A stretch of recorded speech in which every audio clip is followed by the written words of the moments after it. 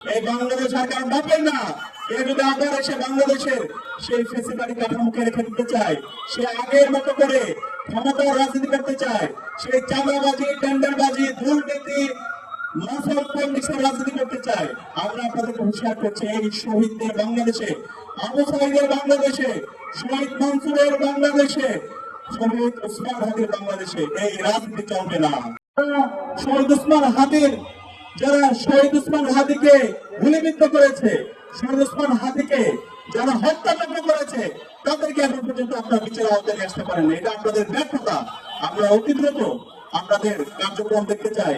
এই শহীদ ওসমান হাদি থেকে শুরু করে বিভিন্ন ফেসিবাদী আমলে গণহত্যা এবং শিশু হত্যার সাথে যারা জড়িত ছিল, শহীদ মনসুরকে যারা শহীদ করেছে, এই স্বাধীন বাংলাদেশে সকল গণহত্যাকারী এবং শিশু হত্যাকারীদেরকে বিচারের আওতায় নিয়ে আসতে হবে। এবং আমরা একই সাথে দাবি জানাচ্ছি, গত 16 বছরে বাংলাদেশের যে সকল প্রতিষ্ঠানগুলোকে ভেঙে চূর্ণান্ত করে দেওয়া হয়েছে, সকল প্রতিষ্ঠানগুলোকে নতুন ভাবে ঢেলে সাজাতে হবে। আজকে আমাদের শহীদদের আকাঙ্ক্ষার আলোকে আমাদের প্রস্তাবনা ছিল জুলাই সনদের পূর্ণ বাস্তবায়ন, কিন্তু আমরা জুলাই সনদের যে প্রস্তাবনা, সেই প্রস্তাবনাগুলোতে আমরা আজকে দেখতে পাচ্ছি বাংলাদেশের রাজনৈতিক দল, বড় রাজনৈতিক দলগুলো লোকাল ডিসিশন দিচ্ছে, তারা সংস্কার চাচ্ছে না। এত রক্তের পরে যদি তারা ফেসিবাদী কাঠামোকে রেখে দিতে চায়, আমরা হুঁশিয়ার করছি আপনাদের এই স্বাধীন বাংলাদেশে আপনারা রাজনীতি করতে পারবেন না। এই স্বাধীন বাংলাদেশে রাজনীতি করতে হলে সংস্কারের পক্ষে হাওয়া বলতে হবে, শহীদদের বিচারের পক্ষে আপনাদেরকে হাওয়া বলতে হবে।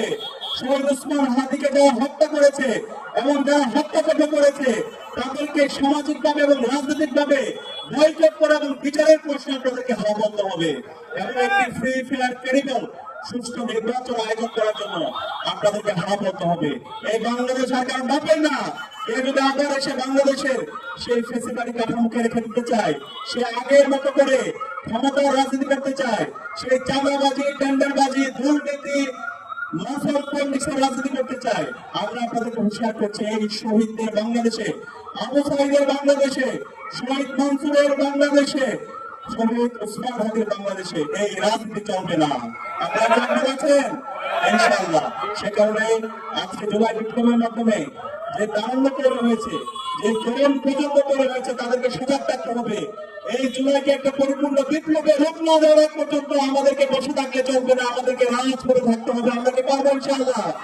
ইনশাআল্লাহ এই জুলাই বিপ্লবের মাধ্যমে আজকে বাংলাদেশে আমাদের ঐতিহাসিক সুযোগ এসেছে। এই ঐতিহাসিক সুযোগকে নষ্ট করার জন্য হাজারো ষড়যন্ত্র এবং চক্রান্ত হচ্ছে। সকল ষড়যন্ত্র এবং চক্রান্তকে আমরা নিঃসব করে দেবো ইনশাআল্লাহ। যে জমির শহীদদের রক্ত আছে, সেই জমিনে ইনসাফ বিজয় হবে ইনশাআল্লাহ। আমরা আশা রাখবো বাংলাদেশের সকল রাজনৈতিক দল, ছাত্র সংগঠন ইনসাফের পক্ষে, বাংলাদেশের ফেসিবাদের বিচারের প্রশ্নে, খুনি হাসিনার বিচারের প্রশ্নে, এবং একই সাথে এই দিল্লির যারা তাবেদার আছে তাদের বিচারের প্রশ্নে আমরা সবাই ঐক্যবদ্ধভাবে আমাদের লড়াই সংগ্রাম জারি রাখবো ইনশাআল্লাহ। এই যাত্রায় আমরা আশা রাখবো ইসলামী ছাত্র শিবির সহ বাংলাদেশের সকল ছাত্র সংগঠন, রাজনৈতিক দলগুলো তারা ঐক্যবদ্ধ হবে। আমাদের কমানে ঠিক করে আমাদেরকে আগাতে হবে। আমরা দেখতে পাচ্ছি বিভিন্ন ধরনের বিভাজন এবং বিভিন্ন ধরনের ষড়যন্ত্র এবং চক্রান্ত হচ্ছে। এখন আমাদের আর বিভাজনে নিজেদের মধ্যে ব্যস্ত রাখলে চলবে না। এখন আমাদের জাতীয় ঐক্যের সময়।